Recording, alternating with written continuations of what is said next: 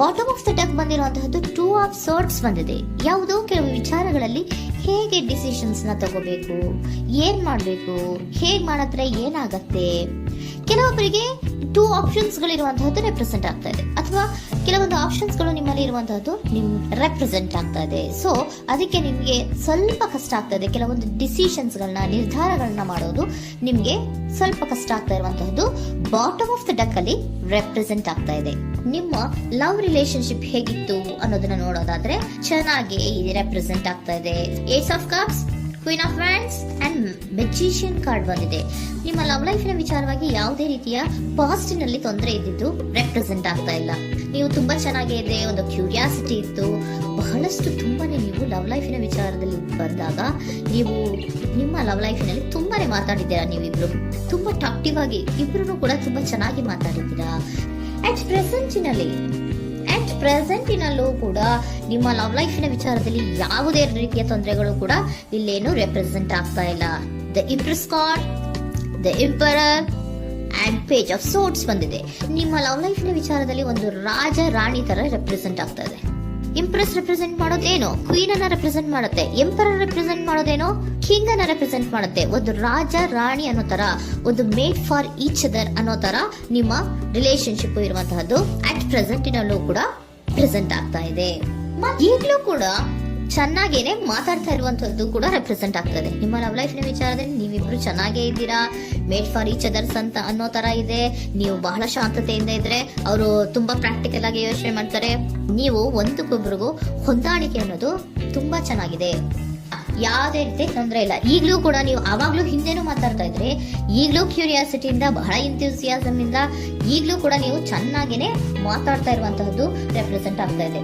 ಯಾವುದೇ ರೀತಿ ತೊಂದರೆಗಳಿಲ್ಲ, ಸೂಪರ್. ಇಮಿಡಿಯೇಟ್ ಫ್ಯೂಚರ್ ಏನ್ ರೆಪ್ರೆಸೆಂಟ್ ಆಗ್ತಾ ಇದೆ?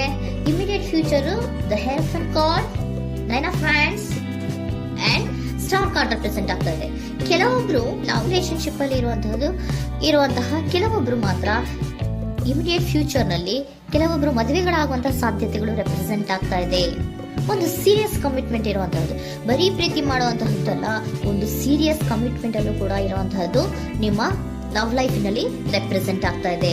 ಮತ್ತೆ 9 ಆಫ್ ವ್ಯಾಂಡ್ಸ್ ಏನಪ್ಪಾ ಅಂದ್ರೆ, ನೀವು ಇಷ್ಟು ದಿನದಿಂದ ಮಾಡ್ಕೊಂಡು ಪ್ರೀತಿಸ್ಕೊಂಡು ಬಂದಿದ್ವಿ, ಇಬ್ರಿಗೂ ಅಡ್ಜಸ್ಟ್ಮೆಂಟ್ ಇದೆ, ಇಬ್ರಿಗೂ ಹೊಂದಾಣಿಕೆ ಇದೆ, ಏನಾಗುತ್ತಪ್ಪ ಅಂತ ಸ್ವಲ್ಪ ನೀವು ಯೋಚನೆಯನ್ನ ಮಾಡ್ತಾ ಇದ್ದೀರಾ ಈ ಲಾಸ್ಟ್ ಮೂಮೆಂಟ್ ಅಲ್ಲಿ. ಬಟ್ ಯೋಚನೆಯನ್ನ ಮಾಡುವಂತ ಅವಶ್ಯಕತೆ ಇಲ್ಲ. ನಾನು ಇದಕ್ಕೆ ಒಂದು ಕ್ಲಾರಿಫಿಕೇಶನ್ ಕಾರ್ಡ್ ಅನ್ನ ತಗೊಂಡಾಗ ಸನ್ ಕಾರ್ಡ್ ಬಂದಿದೆ. So sun is represented by light. ನಿಮ್ಮ ಲವ್ನಲ್ಲಿ ಒಂದು ಪಾಸಿಟಿವ್ ಲೈಟ್ ಇದೆ. ಸೊ ಹೆದರುವಂತಹ ಅವಶ್ಯಕತೆ ಏನೂ ಇಲ್ಲ. ಸ್ಟಾರ್, ಸನ್ ಬಂತು, ಸ್ಟಾರ್ ಬೇರೆನಾ?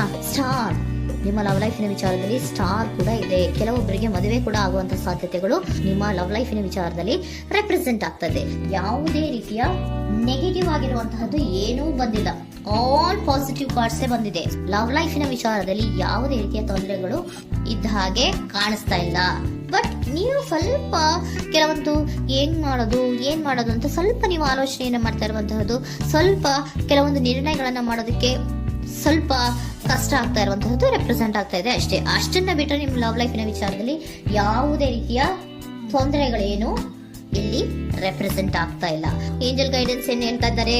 ನಿಮಗೆ ಫಸ್ಟ್ ಕಾರ್ಡ್ ಕೊಟ್ಟಿರುವಂತಹದ್ದು ಏಂಜಲ್ ಗೈಡೆನ್ಸ್ ಅವರು ಇನ್ ದ ನಿಯರ್ ಫ್ಯೂಚರ್, ಸದ್ಯದಲ್ಲಿಯೇ ಎಲ್ಲವೂ ಕೂಡ ನೀವು ಅನ್ಕೊಂಡಿದ್ದ ತರನೇ ಆಗುತ್ತೆ.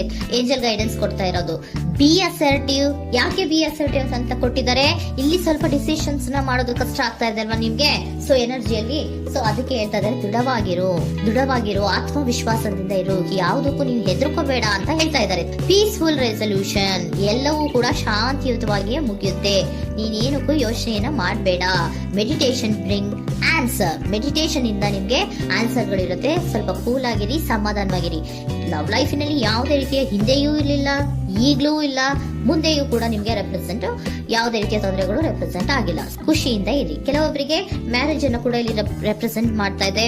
ಮತ್ತೆ ಕೆಲವೊಬ್ಬರಿಗೆ ಸೀರಿಯಸ್ ಕಮಿಟ್ಮೆಂಟ್ ಸಿಗುವಂತಹ ಸಾಧ್ಯತೆಗಳು ರೆಪ್ರೆಸೆಂಟ್ ಆಗ್ತಾ ಇದೆ.